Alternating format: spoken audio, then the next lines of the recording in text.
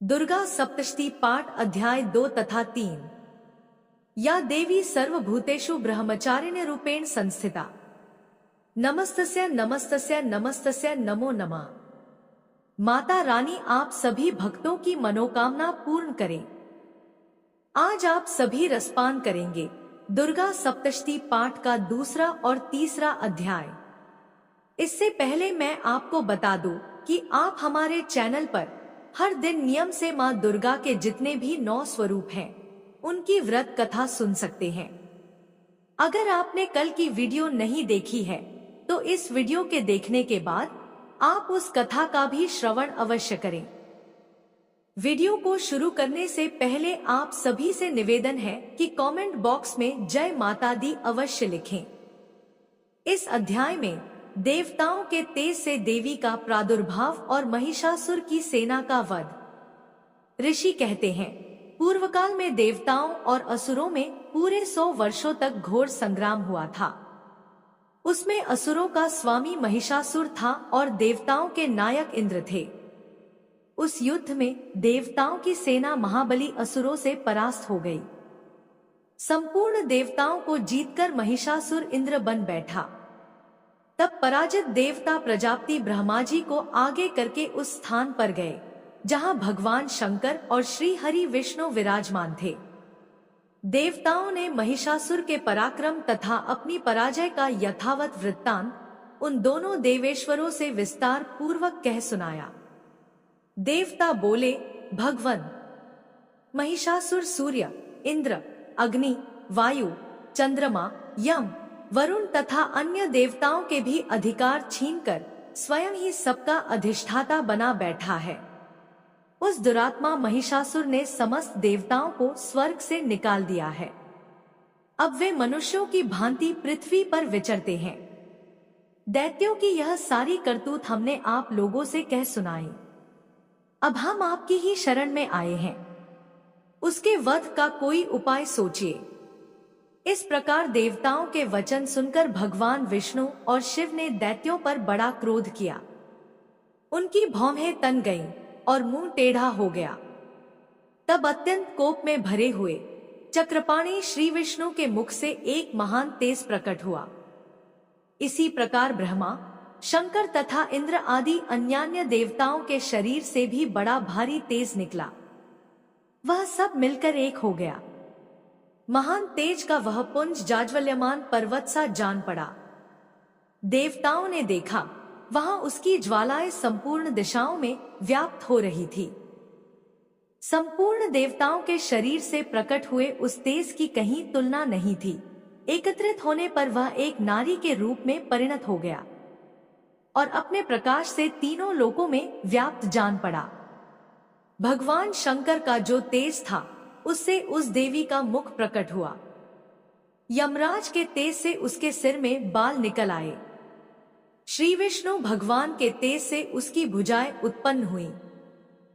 चंद्रमा के तेज से दोनों स्तनों का और इंद्र के तेज से मध्य भाग का प्रादुर्भाव हुआ। वरुण के तेज से जंघा और पिंडली तथा पृथ्वी के तेज से नितंब भाग प्रकट हुआ। ब्रह्मा के तेज से दोनों चरण और सूर्य के तेज से उसकी अंगुलियां हुई। वसुओं के तेज से हाथों की अंगुलियां और कुबेर के तेज से नासिका प्रकट हुई। उस देवी के दांत प्रजापति के तेज से और तीनों नेत्र अग्नि के तेज से प्रकट हुए थे। उसकी भौहें संध्या के और कान वायु के तेज से उत्पन्न हुए थे। इसी प्रकार अन्यान्य देवताओं के तेज से भी उस कल्याणमयी देवी का आविर्भाव हुआ। तदंतर समस्त देवताओं के तेज पुंज से प्रकट हुई देवी को देखकर महिषासुर के सताए हुए देवता बहुत प्रसन्न हुए। पिनाकधारी भगवान शंकर ने अपने शूल से एक शूल निकालकर उन्हें दिया। फिर भगवान विष्णु ने भी अपने चक्र से चक्र उत्पन्न करके भगवती को अर्पण किया। वरुण ने भी शंख भेंट किया। अग्नि ने उन्हें शक्ति दी और वायु ने धनुष तथा बाण से भरे हुए 2 तरकस प्रदान किए। सहस्र नेत्रों वाले देवराज इंद्र ने अपने वज्र से वज्र उत्पन्न करके दिया और ऐरावत हाथी से उतारकर एक घंटा भी प्रदान किया। यमराज ने कालदंड से दंड, वरुण ने पाश, प्रजापति ने स्फटिकाक्ष की माला तथा ब्रह्माजी ने कमंडलू भेंट किया। सूर्य ने देवी के समस्त रोमकूपों में अपनी किरणों का तेज भर दिया। काल ने उन्हें चमकती हुई ढाल और तलवार दी। क्षीर समुद्र ने उज्जवल हार तथा कभी जीर्ण न होने वाले 2 दिव्य वस्त्र भेंट किए। साथ ही उन्होंने दिव्य चूड़ामणि, 2 कुंडल, कड़े, उज्जवल अर्धचंद्र, सब बाहुओं के लिए केयूर, दोनों चरणों के लिए निर्मल नूपुर, गले की सुंदर हंसली और सब अंगुलियों में पहनने के लिए रत्नों की बनी अंगूठियां भी दी। विश्वकर्मा ने उन्हें अत्यंत निर्मल फरसा भेंट किया। साथ ही अनेक प्रकार के अस्त्र और अभेद्य कवच दिए। इनके सिवा मस्तक और वक्ष स्थल पर धारण करने के लिए कभी न कुम्हलाने वाले कमलों की मालाएं दी। जल्दी ने उन्हें सुंदर कमल का फूल भेंट किया। हिमालय ने सवारी के लिए सिंह तथा भांति भांति के रत्न समर्पित किए। धनाध्यक्ष कुबेर ने मधु से भरा पान पात्र दिया तथा संपूर्ण नागों के राजा शेष ने, जो इस पृथ्वी को धारण करते हैं, उन्हें बहुमूल्य मणियों से विभूषित नागहार भेंट दिया। इसी प्रकार अन्य देवताओं ने भी आभूषण और अस्त्र शस्त्र देकर देवी का सम्मान किया। तत्पश्चात उन्होंने बारंबार अट्टहास पूर्वक उच्च स्वर से गर्जना की। उनके भयंकर नाद से संपूर्ण आकाश गूंज उठा। देवी का वह अत्यंत उच्च स्वर से किया हुआ सिंहनाद कहीं समा न सका। आकाश उसके सामने लघु प्रतीत होने लगा। उससे बड़े जोर की प्रतिध्वनि हुई, जिससे संपूर्ण विश्व में हलचल मच गई और समुद्र कांप उठे। पृथ्वी डोलने लगी और समस्त पर्वत हिलने लगे। उस समय देवताओं ने अत्यंत प्रसन्नता के साथ सिंहवाहिनी भवानी से कहा, देवी तुम्हारी जय हो। साथ ही महर्षियों ने भक्ति भाव से विनम्र होकर उनका स्तवन किया। संपूर्ण त्रिलोकी को क्षोभग्रस्त देख दैत्यगण अपनी समस्त सेना को कवच आदि से सुसज्जित कर हाथों में हथियार ले सहसा उठकर खड़े हो गए। उस समय महिषासुर ने बड़े क्रोध में आकर कहा, यह क्या हो रहा है? फिर वह संपूर्ण असुरों से घिरकर उस सिंहनाद की ओर लक्ष्य करके दौड़ा और आगे पहुंचकर उसने देवी को देखा, जो अपनी प्रभा से तीनों लोकों को प्रकाशित कर रही थी। उनके चरणों के भार से पृथ्वी दबी जा रही थी। माथे के मुकुट से आकाश में रेखासी खिंच रही थी तथा वे अपने धनुष की टंकार से सातों पातालों को क्षुब्ध किए देती थी। देवी अपनी हजारों भुजाओं से संपूर्ण दिशाओं को आच्छादित करके खड़ी थी। तदंतर उनके साथ दैत्यों का युद्ध छिड़ गया। नाना प्रकार के अस्त्र शस्त्रों के प्रहार से संपूर्ण दिशाएं उद्भासित होने लगी। चिक्षुर नामक महान असुर महिषासुर का सेनानायक था। वह देवी के साथ युद्ध करने लगा। अन्य दैत्यों की चतुरंगिणी सेना साथ लेकर चामर भी लड़ने लगा। 60,000 रथियों के साथ आकर उदग्र नामक महादैत्य ने लोहा लिया। 1 करोड़ रथियों को साथ लेकर महानु नामक दैत्य युद्ध करने लगा, जिसके रोए तलवार के समान तीखे थे। वह असिलोमा नाम का महादैत्य 5 करोड़ रथी सैनिकों सहित युद्ध में आ डटा। 60 लाख रथियों से घिरा हुआ बाशकल नामक दैत्य भी उस युद्ध भूमि में लड़ने लगा। परिवारित नामक राक्षस हाथी सवार और घुड़सवारों के अनेक दलों तथा 1 करोड़ रथियों की सेना लेकर युद्ध करने लगा। बिडाल नामक दैत्य 5 अरब रथियों से घिरकर लोहा लेने लगा। इनके अतिरिक्त और भी हजारों महादैत्य रथ, हाथी और घोड़ों की सेना साथ लेकर वहां देवी के साथ युद्ध करने लगे। स्वयं महिषासुर उस रणभूमि में कोटि-कोटि सहस्त्र रथ, हाथी और घोड़ों की सेना से घिरा हुआ खड़ा था। वे दैत्य देवी के साथ तोमर, भिंडिपाल, शक्ति, मूसल, खड्ग, परशु आदि अस्त्र शस्त्रों का प्रहार करते हुए युद्ध कर रहे थे। कुछ दैत्यों ने उन पर शक्ति का प्रहार किया, कुछ लोगों ने पाश फेंके तथा कुछ दूसरे दैत्यों ने खड्ग प्रहार करके देवी को मार डालने का उद्योग किया। देवी ने भी क्रोध में भरकर खेल खेल में ही अपने अस्त्र शस्त्रों की वर्षा करके दैत्यों के वे समस्त अस्त्र शस्त्र काट डाले। उनके मुख पर परिश्रम या थकावट का रंज मात्र भी चिन्ह नहीं था। देवता और ऋषि उनकी स्तुति करते थे और वे भगवती परमेश्वरी दैत्यों के शरीरों पर अस्त्र शस्त्रों की वर्षा करती रहीं। देवी का वाहन सिंह भी क्रोध में भरकर गर्दन के बालों को हिलाता हुआ असुरों की सेना में इस प्रकार विचरने लगा, मानो वनों में दावानल फैल रहा हो। रणभूमि में दैत्यों के साथ युद्ध करती हुई अंबिका देवी ने जितने श्वास छोड़े, वे सभी तत्काल सैकड़ों हजारों गणों के रूप में प्रकट हो गए और परशु, भिंदीपाल, खड्ग तथा पट्टीशादी अस्त्रों द्वारा असुरों का सामना करने लगे। देवी की शक्ति से बढ़े हुए वे गण असुरों का नाश करते हुए नगाड़ा और शंख आदि बाजे बजाने लगे। उस संग्राम महोत्सव में कितने ही गण मृदंग बजा रहे थे। तदंतर देवी ने त्रिशूल से, गदा से, शक्ति की वर्षा से और खड्ग आदि से सैकड़ों महादैत्यों का संहार कर डाला। कितनों को घंटे के भयंकर नाद से मूर्छित करके मार गिराया। बहुतेरे दैत्यों को पाश से बांधकर धरती पर घसीटा। कितने ही दैत्य उनकी तीखी तलवार की मार से दो दो टुकड़े हो गए। कितने ही गदा की चोट से घायल हो धरती पर सो गए। कितने ही मूसल की मार से अत्यंत आहत होकर रक्तवमन करने लगे। कुछ दैत्य शूल से छाती फट जाने के कारण पृथ्वी पर ढेर हो गए। उस रणांगण में बाण समूहों की वृष्टि से कितने ही असुरों की कमर टूट गई। बांस की तरह झपटने वाले देवपीड़क दैत्यगण अपने प्राणों से हाथ धोने लगे। किन्हीं की बाहें छिन्न भिन्न हो गई। कितनों की गर्दनें कट गईं। कितने ही दैत्यों के मस्तक कट-कट कर गिरने लगे। कुछ लोगों के शरीर मध्य भाग में ही विदीर्ण हो गए। कितने ही महादैत्य जांघें कट जाने से पृथ्वी पर गिर पड़े। कितनों को ही देवी ने एक बाह, एक पैर और एक नेत्र वाले करके दो टुकड़ों में चीर डाला। कितने ही दैत्य मस्तक कट जाने पर भी गिरकर फिर उठ जाते और केवल धड़ के ही रूप में अच्छे अच्छे हथियार हाथ में ले देवी के साथ युद्ध करने लगते थे। दूसरे कबंध युद्ध के बाजों की लय पर नाचते थे। कितने ही बिना सिर के धड़ हाथों में खड्ग, शक्ति और रिष्टि लिए दौड़ते थे तथा दूसरे दूसरे महादैत्य ठहरो ठहरो यह कहते हुए देवी को युद्ध के लिए ललकारते थे। जहां वह घोर संग्राम हुआ था वहां की धरती देवी के गिराए हुए रथ, हाथी, घोड़े और असुरों की लाशों से ऐसी पट गई थी कि वहां चलना फिरना असंभव हो गया था।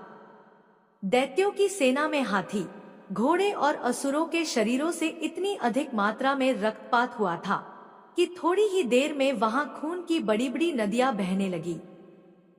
जगदम्बा ने असुरों की विशाल सेना को क्षण भर में नष्ट कर दिया। ठीक उसी तरह जैसे तृण और कांट के भारी ढेर को आग कुछ ही क्षणों में भस्म कर देती है। और वह सिंह भी गर्दन के बालों को हिला हिलाकर जोर जोर से गर्जना करता हुआ दैत्यों के शरीरों से मानो उनके प्राण चुन लेता था। वहां देवी के गणों ने भी उन महादैत्यों के साथ ऐसा युद्ध किया जिससे आकाश में खड़े हुए देवतागण उन पर बहुत संतुष्ट हुए और फूल बरसाने लगे। इस प्रकार श्री मार्कंडेय पुराण में सावर्णिक मनवंतर की कथा के अंतर्गत देवी महात्म्य में महिषासुर की सेना का वध नामक दूसरा अध्याय पूरा हुआ। अब आइए श्रवण करते हैं श्री दुर्गा सप्तशती पाठ का तीसरा अध्याय। इस अध्याय में सुनिए सेनापतियों सहित महिषासुर का वध।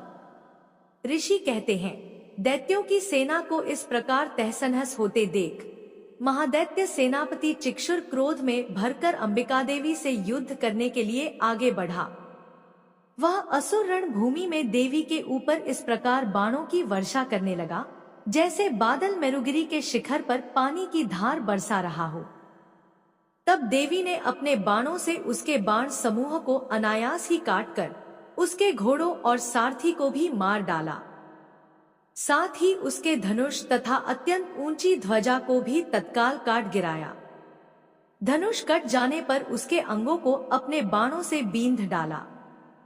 धनुष, रथ, घोड़े और सारथी के नष्ट हो जाने पर वह असुर ढाल और तलवार लेकर देवी की ओर दौड़ा। उसने तीखी धार वाली तलवार से सिंह के मस्तक पर चोट करके देवी की भी बाईं भुजा में बड़े वेग से प्रहार किया। राजन, देवी की बाह पर पहुंचते ही वह तलवार टूट गई। फिर तो क्रोध से लाल आंखें करके उस राक्षस ने शूल हाथ में लिया और उसे उस महादैत्य ने भगवती भद्रकाली के ऊपर चलाया। वह शूल आकाश से गिरते हुए सूर्यमंडल की भांति अपने तेज से प्रज्वलित हो उठा। उस शूल को अपनी ओर आते देख देवी ने भी शूल का प्रहार किया। उससे राक्षस के शूल के सैकड़ों टुकड़े हो गए, साथ ही महादैत्य चिक्षुर की भी धज्जियां उड़ गईं। वह प्राणों से हाथ धो बैठा। महिषासुर के सेनापति उस महापराक्रमी चिक्षुर के मारे जाने पर देवताओं को पीड़ा देने वाला चामर हाथी पर चढ़कर आया। उसने भी देवी के ऊपर शक्ति का प्रहार किया, किंतु जगदम्बा ने उसे अपने हुंकार से ही आहत एवं निष्प्रभ करके तत्काल पृथ्वी पर गिरा दिया। शक्ति टूटकर गिरी हुई देख चामर को बड़ा क्रोध हुआ।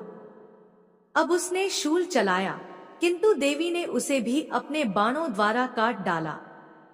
इतने में ही देवी का सिंह उछलकर हाथी के मस्तक पर चढ़ बैठा और उस दैत्य के साथ खूब जोर लगाकर बाहुयुद्ध करने लगा। वे दोनों लड़ते लड़ते हाथी से पृथ्वी पर आ गए और अत्यंत क्रोध में भरकर एक दूसरे पर बड़े भयंकर प्रहार करते हुए लड़ने लगे। तदंतर सिंह बड़े वेग से आकाश की ओर उछला और उधर से गिरते समय उसने पंजों की मार से चामर का सिर धड़ से अलग कर दिया। इसी प्रकार उदग्र भी शिला और वृक्ष आदि की मार खाकर रणभूमि में देवी के हाथ से मारा गया तथा कराल भी दांतों, मुक्कों और थप्पड़ों की चोट से धराशायी हो गया। क्रोध में भरी हुई देवी ने गदा की चोट से उद्धत का कचूमर निकाल डाला। भिंदीपाल से वाशकल को तथा बाणों से ताम्र और अंधक को मौत के घाट उतार दिया। 3 नेत्रों वाली परमेश्वरी ने त्रिशूल से उग्रास्य, उग्रवीर्य तथा महानु नामक दैत्यों को मार डाला। तलवार की चोट से विडाल के मस्तक को धड़ से काट गिराया। दुर्धर और दुर्मुख इन दोनों को भी अपने बाणों से यमलोक भेज दिया। इस प्रकार अपनी सेना का सहार होता देख महिषासुर ने भैंसे का रूप धारण करके देवी के गणों को त्रास देना आरंभ किया। किन्हीं को थूथुन से मारकर, किन्हीं के ऊपर खुरों का प्रहार करके, किन्हीं किन्हीं को पूंछ से चोट पहुंचाकर, कुछ को सींगों से विदीर्ण करके, कुछ गणों को वेग से, किन्हीं को सिंहनाद से, कुछ को चक्कर देकर और कितनों को नी श्वासवायु के झोंके से धराशायी कर दिया। इस प्रकार गणों की सेना को गिराकर वह असुर महादेवी के सिंह को मारने के लिए झपटा। इससे जगदम्बा को बड़ा क्रोध हुआ। उधर महापराक्रमी महिषासुर भी क्रोध में भरकर धरती को खुरों से खोदने लगा तथा अपने सींगों से ऊंचे ऊंचे पर्वतों को उठाकर फेंकने और गर्जने लगा। उसके वेग से चक्कर देने के कारण पृथ्वी क्षुब्ध होकर फटने लगी।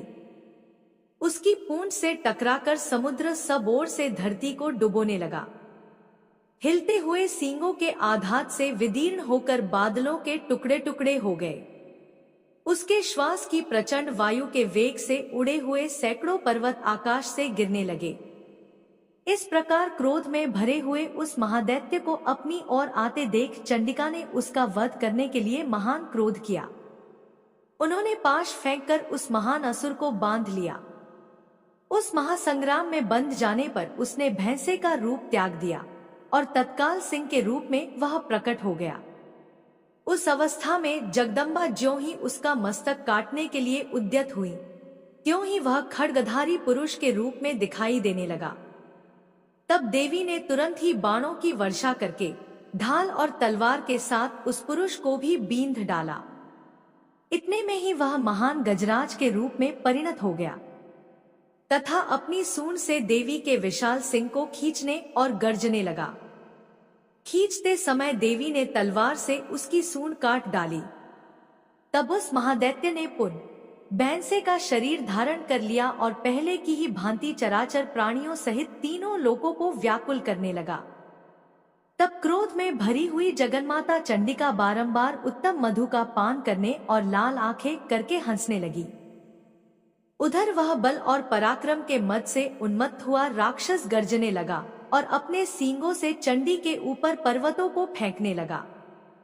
उस समय देवी अपने बाणों के समूहों से उसके फेंके हुए पर्वतों को चूर्ण करती हुई बोली। बोलते समय उनका मुख मधु के मद से लाल हो रहा था और वाणी लड़खड़ा रही थी।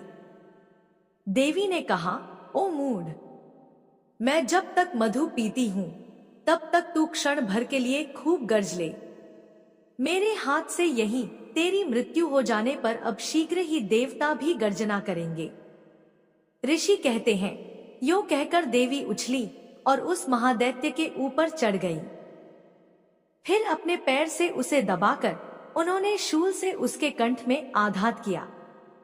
उनके पैर से दबा होने पर भी महिषासुर अपने मुख से दूसरे रूप में बाहर होने लगा।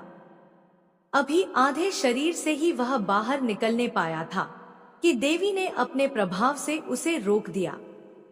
आधा निकला होने पर भी वह महादैत्य देवी से युद्ध करने लगा।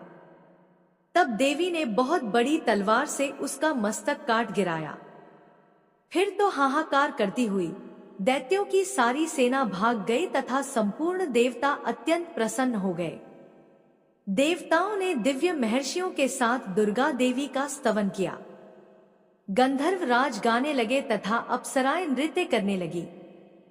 इस प्रकार श्री मार्कंडेय पुराण में सावर्णिक मनवंतर की कथा के अंतर्गत देवी महात्म्य में महिषासुरवध नामक तीसरा अध्याय पूरा हुआ। 3। जय माता दुर्गा। अगर वीडियो पसंद आई तो हमारे चैनल को सब्सक्राइब करें। धन्यवाद।